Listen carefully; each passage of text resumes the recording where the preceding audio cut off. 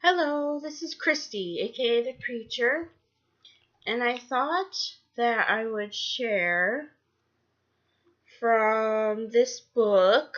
It's called Grace for the Moment by Max Lucado. Max Lucado is a Christian author. He's very insightful. I highly recommend getting or looking up some of his books. He has various topics that might interest you in where you are in your walk, and highly recommend looking them up. So I thought I would share. This is one of those verse a day books. So I was going to read you a few, because there was one I really liked from July 17th that I didn't get a chance to share with you, and it's July 19th today. So I'm going to read you 3 days worth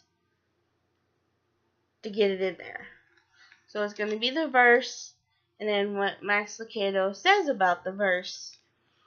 Alright, so for July 17th, it says, God, your guardian. And the verse is from Psalms 91:4.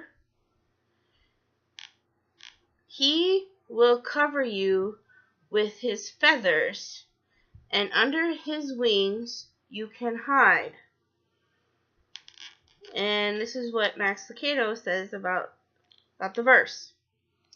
The image of living beneath Sade's shadow reminds me of a rained-out picnic.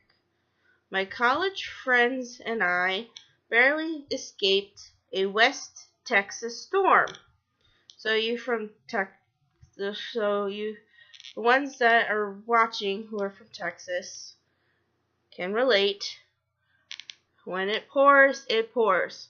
Before it pummeled the park, we were spending a Saturday afternoon. As we were leaving, my buddy brought the car to a sudden stop and gestured to a tender sight on the ground. A mother bird sat exposed to the rain, her wing extended over her baby, who had fallen out of the nest. The fierce storm prohibited her from returning to the tree, so she covered her child until the wind passed. From how many winds is God protecting you? His wing at this moment shields you. A slanderous critic heading toward your desk is interrupted by a phone call. A burglar en route to your house has a flat tire. A drunk driver runs out of gas before your car passes his. God, your guardian, protects you. So that was what he said about that. Now, Psalms is really good with talking about God, the protector, the shield. David in Psalms prays to God so much throughout Psalms about God shield me for protection. And we can do that too. We can pray to God, God shield me from this, that, or other. And I am going to share a moment with you where I ask God to shield me from negativity in my life. My workplace is some negative people there have worked there, and it was starting to get to me, and God brought me out of that negative space, and showed me where it was taking me. And I've had to pray steadfast for God to shield me from the negativity. And He showed me where or who the negativity was coming from, and constantly shows me where the negativity around me can come from to avoid it. So God does shield us, God does protect us, but we need to ask, we need to pray for it.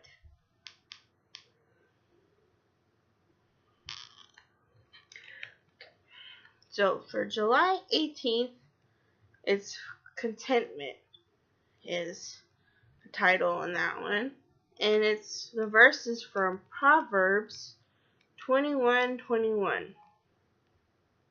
He who follows righteousness and mercy finds life, righteousness and honor. In our world, contentment is a strange street vendor, roaming, looking for a home, but seldom finding an open door. He moves slowly from house to house, knocking on doors, offering his wares. An hour of peace, a smile of acceptance, a sigh of relief, but his goods are seldom taken. We are too busy to be content. Not now, thank you. I've too much to do, we say. Too many marks to be made, too many achievements to be achieved. So the vendor moves on. When I asked him why so few welcomed him into their homes, his answer left me convicted. I charge a high price, you know. My fee is steep. I ask people to trade in their schedules, frustrations, and anxieties. A demand that they put a torch to their 14-hour days and sleepless nights. You'd think I've had more buyers. He scratched his beard, then added pensively, but people seem strangely proud of their ulcers and headaches.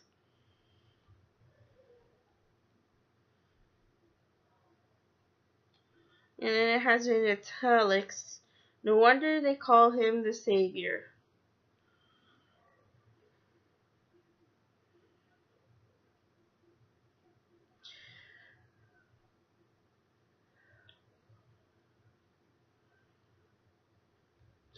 So, I think I'm getting from that is that we're so busy with our lives that we forget about taking a moment, reading verses, praying to God, that we can find contentment in that. And instead of doing the moment of reading the verses or praying, we get so busy, wrapped up in things, and it does start to get our anxieties and stress, and it piles up and piles up and piles up. But when we do take the moment, or several moments, daily, and pray, and read a verse or two, you can start seeing that stress and anxiety start to dissipate as time goes on, because that stress and anxiety is being lifted. It's being given to God. You pray, take my stress, take my anxiety. God, I'm feeling stressed out at work. My coworkers being a pain in the you know what. Lift that up to God. Get that off of you. Take that time You can't be so busy that you can't just say, God, I'm having a stress problem right now. I need your help.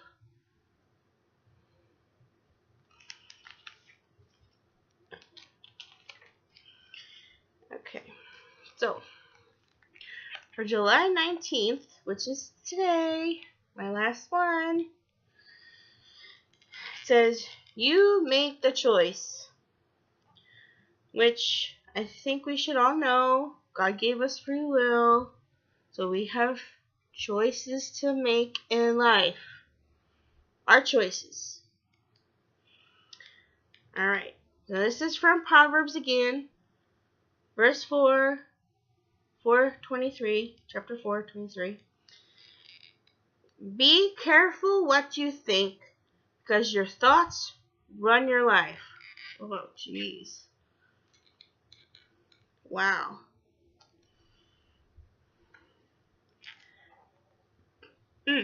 Isn't that the truth? Okay, this is what Max Lucado says about that. You are driving to work when the words of your coworker come to mind. He needled you about your performance. He second-guessed your efficiency. Why was he so hard on you? You begin to wonder. I didn't deserve any of that. Who is he to criticize me? Besides, he has so much taste as a rice cake. Yeah, I don't know why he put that. Have you seen those shoes he wears? At this point, you need to make a choice. Am I going to keep a list of these wrongs? You can, or you can do something else. You can take these thoughts captive. You can defy the culprit, quote a verse if you have to, bless those who prosecute you, bless and do not curse, Romans 12:14. You are not a victim of your thoughts. You have a vote. You have a voice. And says a love worth giving, little italics there. So you have a choice in which your thoughts, do your thoughts run you, or do you run your thoughts? Oh goodness. The way God talks to people. The way he talks to people. Sure does. He does talk to people in mysterious ways, doesn't he? I was just thinking about, the thoughts of the feeling of limbo, of being an adult and still feeling somewhat like a child. Because, I still live at home. And, and it's not like I want to live by myself, because we're not supposed to be by ourselves. I would find it very isolating if I lived by myself. I don't think I would like it.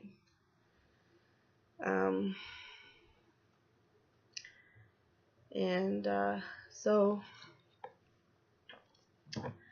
I find that, do the thoughts control you, or do you control the thoughts? It's very interesting that I just read that. I didn't read that until just now. I was just thinking about that not too long ago. And I need to think about how I perceive myself, and I could change my own thoughts.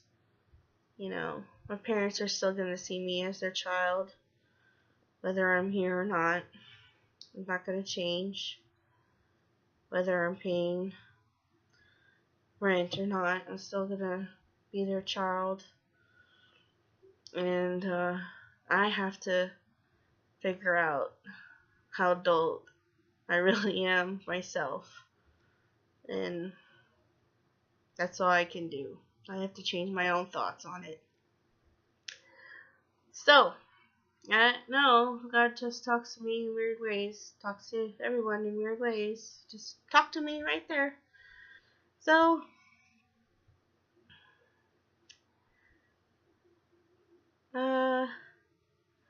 yeah, you have the power to choose if your thoughts control you or you control your thoughts on it.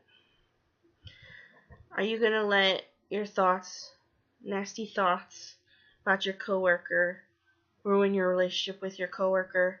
No, because you have to work with your coworker.